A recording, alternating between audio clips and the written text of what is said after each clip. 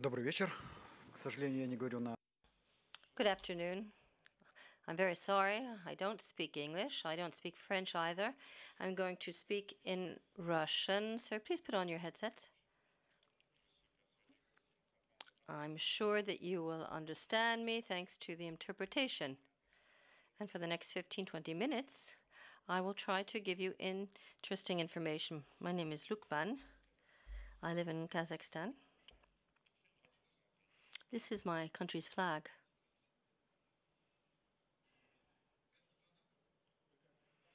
Kazakhstan is a country located between Russia and China. Perhaps we can show the next slide. I don't know if there's a... You could give me the clicker? Thank you. Here is our territory. Astana is the capital of the Republic of Kazakhstan. You can see on the top that it looks a little bit like Switzerland to scale. There's a great deal of difference between Switzerland and Kazakhstan for the past 20 years. Kazakhstan is the main supplier of energy, including to Switzerland. I learned that 25% of the oil used in Switzerland comes from my country. This is very symbolic for me. This is a very meaningful moment because everything that I would like to tell you today stems from this important issue, that of oil. Many consider oil to be a natural resource, but I consider it to be a curse. Over the past 20 years, my country has been governed. You see the production sites here. And I was saying that for the past 20 years, my country has been governed by Mr. Nazarbayev, our immortal leader. He calls himself an democratically elected leader, but although he's been in power for 20 years. And for these past 20 years, he has created a political system that perfectly reproduces the totalitarian system that existed during the Soviet era. A one-party parliament, a country where there is no freedom of expression, where there is no guarantee of the fundamental freedoms of its citizens. That means that in 2011, in the west of Kazakhstan, the oil sector workers rose up. The police opened fire on them. 16 people allegedly were killed and 70 wounded.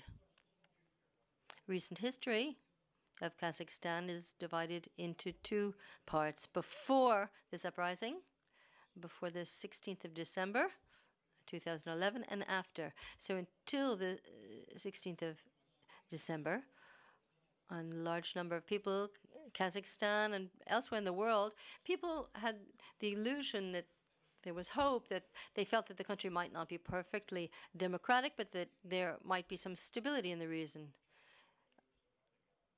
allowing Switzerland and other countries to have some guarantees in terms of provision of oil. But since that date, many people have now understood the real price that they would have to pay. For the past 20 years, when the cult of personality was set up for the leader, the real situation in the country is as follows. The profession of journalism has become a very dangerous one. I could give you some figures here. Today, we have 9 TV channels, 20 newspapers, and 12 radios. And that sounds very positive, but don't forget that all of the media belong to the government and are controlled by the government. Between 2011 and 12, the authorities violently attacked independent press. And over these past 2 years, 4 journalists were sent to prison, 3 accused of calumny. And these are journalists that published critical views of the president. In 2011,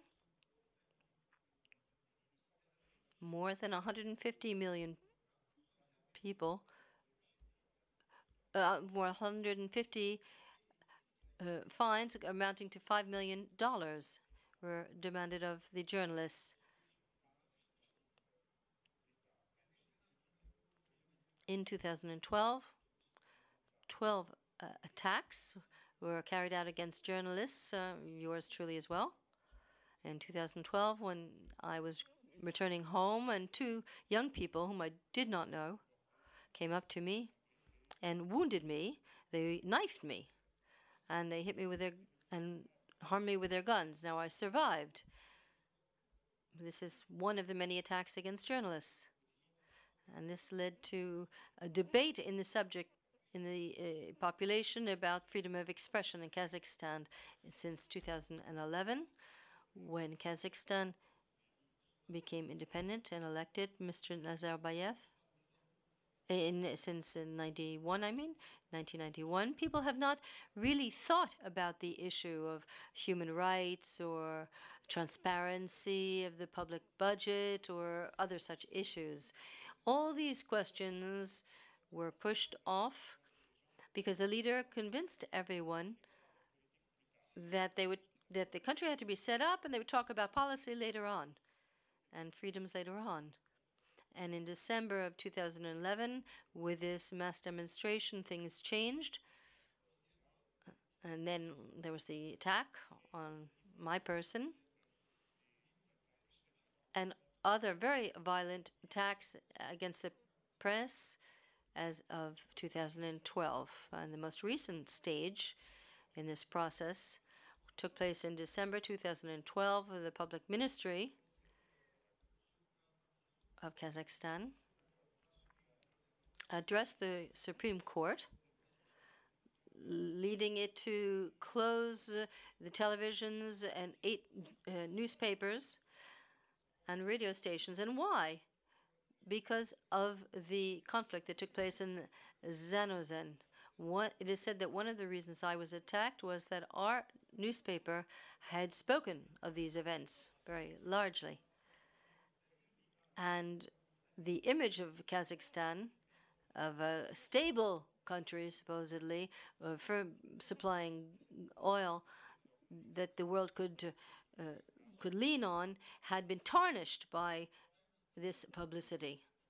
That was the reason for the response, and that was why the government has taken such measures against the press, so that no one sounds like a dissident or challenges what is being done, and that nobody can contest, and so everyone will think that everything is going very well in Kazakhstan.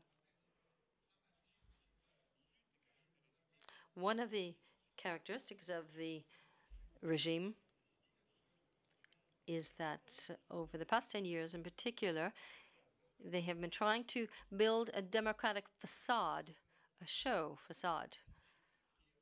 And that means that it has all the attributes of a rule of law.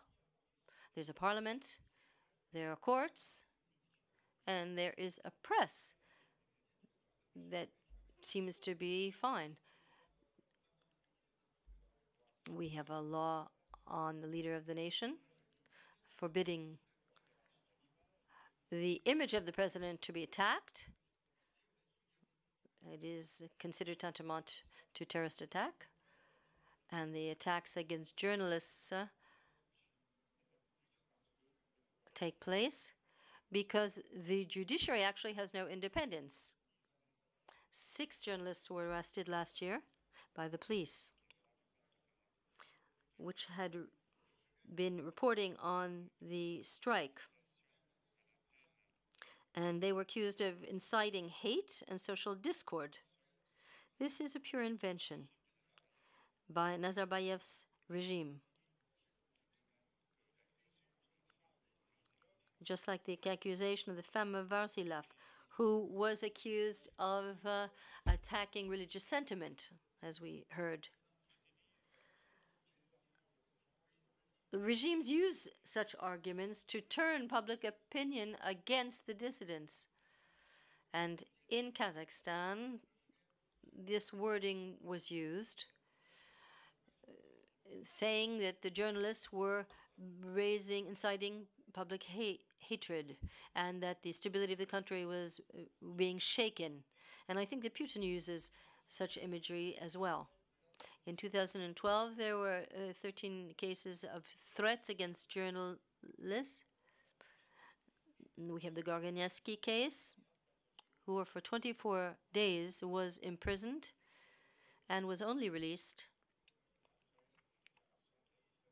after Reporters Without Borders and the European Parliament and the Organization for Cooperation in Europe, all of which demanded his release.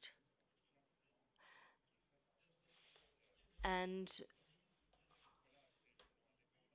these are the newspapers, the independent papers we have in Kazakhstan, and take a look at the ones that have been closed after this recent purge. We only have one left, Uralskaya Nedelya, which is my newspaper, which still exists. It's the only independent newspaper left.